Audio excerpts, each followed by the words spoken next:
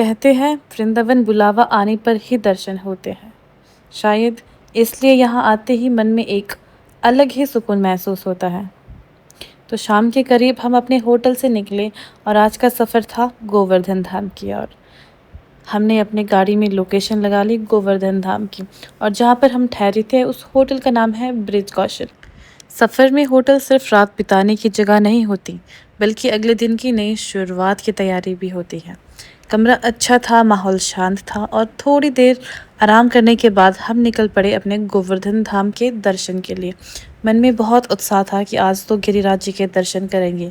हमने फ़ोन में लोकेशन लगा ली और हम चल पड़े हैं अपने पथ की ओर। वृंदावन की गलियों में कुछ तो अलग ही बात है। यहाँ की हर गली, हर मोड़ और हर कदम पर ऐसा लगता है जैसे राधे राधे की गूंज आज भी जिंदा हो। यहाँ आकर मन अपने आप शांत हो जाता है। शहर की भाग दौड़, तनाव और रोज़मर्रा की चिंताएं जैसे कुछ देर के लिए पीछे छूट जाती है। बस मन करता है कि इन गलियों में यूं ही चलते रहे और इस माहौल को महसूस करते रहे। यहाँ आकर सिर्फ आंखों को नहीं, दिल को भी सुकून मिलता है। वृंदावन की गलियां जितनी खूबसूरत है, उतनी ही ज़्यादा रौनक से भरी हुई भी हैं। हर तरफ श्रद्धालुओं की भीड़, वाहनों का ट्रैफिक और राधे राधे की गूंज, यही तो वृंदावन की असली पहचान है। सड़क के दोनों तरफ सजे कपड़े और पूजा सामग्री के स्टॉल इस माहौल में अलग ही रंग भर देते हैं। यहाँ राधा कृष्ण के वस्त्र, माला, चुनरी और तरह तरह की धार्मिक चीज़ें आसानी से मिल जाती है। हर दुकान अपने आप में भक्ति की एक छोटी सी दुनिया जैसी लगती है। हमारी यात्रा थी गुरु पूर्णिमा के पावन अवसर पर हुई, इसलिए यहाँ का माहौल सामान्य दिनों से कहीं ज़्यादा भव्य था। दूर दूर से आए श्रद्धालुओं की भीड़, मंदिर में भजन कीर्तन, हर तरफ भक्ति का रंग, ऐसा लग रहा था मानो पूरा ब्रज धाम उत्साह मना रहा था। भीड़ और ट्रैफिक जरूर था, लेकिन जब जगह वृंदावन हो तो ये भीड़ भी परेशानी नहीं लगती।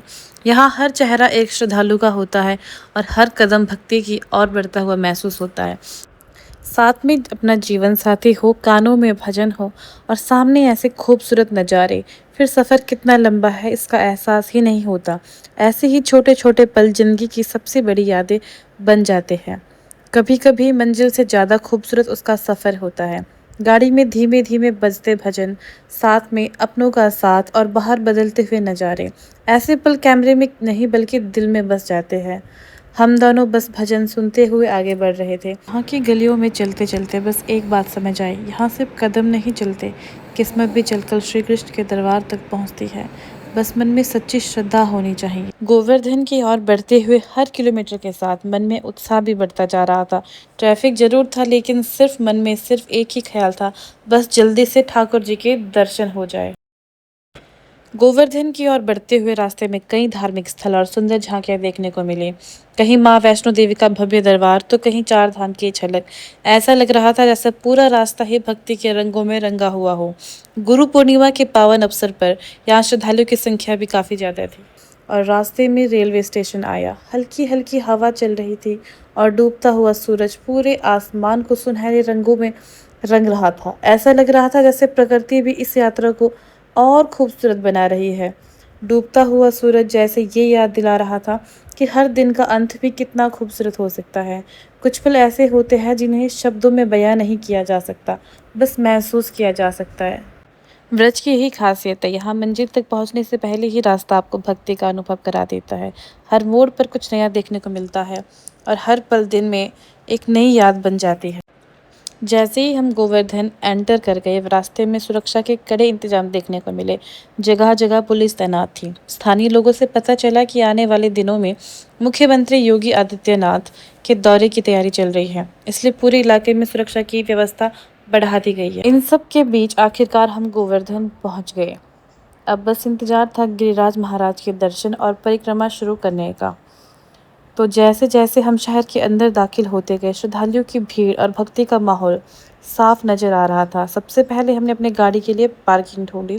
भीड़ काफ़ी थी, लेकिन थोड़ी देर तलाश के बाद हमें एक अच्छी जगह मिल गई और वहीं गाड़ी खड़ी कर दी। अब आगे का सफ़र ऑटो से तय करना था। गोवर्धन की गलियों और मंदिर तक आसानी से पहुंचने के लिए ज़्यादातर श्रद्धालु ऑटो का ही सहारा लेते हैं, क्योंकि यहाँ पर गाड़ी अलाउड नहीं होती है। वैसे तो आम दिन भी गाड़ी में हम नहीं जा सकते हैं, बट आज तो बहुत ज़्यादा सख्ताई थी, पुलिस की तरफ से। हमें लगा था कि अब सब कुछ आराम से हो जाएगा, लेकिन हमें नहीं पता था कि आगे इस ऑटो की सवारी में हमारे साथ एक छोटा-सा अनुभव भी जुड़ने वाला है। हमने सोचा था कि आज आराम से गिरिराज महाराज के दर्शन करेंगे। ऑटो वाले ने भी यही कहा था कि वो मंदिर तक लेकर जाएगा। लेकिन बाद में समझ आया कि उसने सिर्फ हमें बाहर-बाहर घुमाया और दर्शन नहीं करवाए। हमने उसे पहले ही बताया था कि हमने अंदर भी मंदिर में दर्शन करने हैं और उसने जाती बार भी हमें यही बोला था कि मैं अंदर दर्शन करवा दूँगा। पर वो फिर भी हमें बाहर-बाहर ले आया। ऐसा अनुभव यात्रा का हिस्सा तो बन जाते हैं, लेकिन एक सीख भी दे जाते हैं। किसी भी ऑटो या गाइड से पहले पूरी बात और रूट अच्छी तरह तय कर लेना चाहिए। जब हमें लगा कि ऑटो से हमें दर्शन नहीं हो पाएगी, तो हमने बीच रास्ते में ही उतरने का फैसला किया। सोचा जब गिरिराज महाराज ने बुलाया है, तो उनके दरबार तक पैदल ही चलते हैं। कभी-कभी मंजिल तक पहुंचने का सबसे सुंदर रास्ता अपने कदमों से तय होता है। और ऐसा महसूस हो रहा था कि हर कदम हमें प्रभु की ओर करीब ले जा रहा है। हमने तो ठान लिया था कि आज हम गिरिराज जी के दर्शन करके ही जाएंगे, भले ही ऑटो में दर्शन ना हो, हम पैदल चल गए। इस भीड़ की रोशनी में पता भी नहीं चल रहा था कि कब हम गिरिराज जी के दरबार पहुंच गए। आखिरकार हमें गिरिराज महाराज के दिव्य दर्शन करने का सौभाग्य मिला। दर्शन करके मन को जो शांति मिली, उसे शब्दों में बयां करना बहुत मुश्किल है। इतना अच्छा लग रहा था, मैं आप लोगों को नहीं बता सकती हूँ शब्दों में।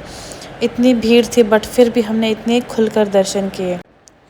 इसी दौरान एक पत्रकार जी ने हमसे बातचीत की और हमारा छोटा-सा इंटरव्यू भी लिया।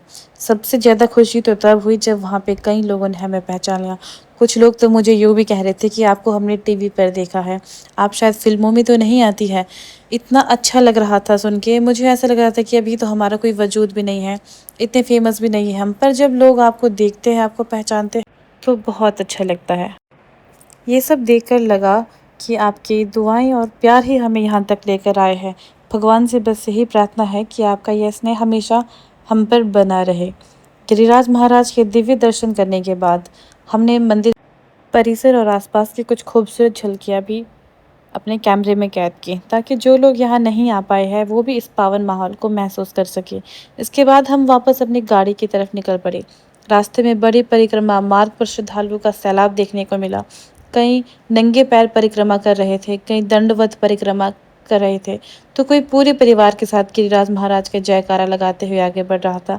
सच में यह नज़ारा मन को छूने वाला था। पार्किंग से गाड़ी निकाली और फिर हमारा अगला पड़ाव था वृंदावन। लेकिन रास्ते में इतने लोगों को देखकर इतना मन शांत हो रहा था। लोगों को कितना विश्वास है भगवान पर, लोग कितने दूर दूर से यहाँ पे आए हैं। सच में भगवान के प्रति मन में इतना प्रेम देखकर इतनी खुशी मिलती है, मेरे तो आंसू निकल आए। उसके बाद पार्किंग से गाड़ी निकाली और फिर हमारा अगला पड़ाव था वृंदावन। लेकिन रास्ते में पता चला कि आगे का रास्ता बंद है, इसलिए हमें दूसरा रास्ता तलाशना पड़ा। हमने वही रेस्टोरेंट ढूंढा और हमने वहाँ पर खाना खाया। यहाँ का इतना स्वादिष्ट खाना है और पूरे दिन की थकान के बाद वही सादा सा खाना भी किसी दावत से कम नहीं लग रहा था। खाने के साथ साथ इंसान का व्यवहार भी मायने रखता है और इनका व्यवहार बहुत ही ज़्यादा अच्छा था।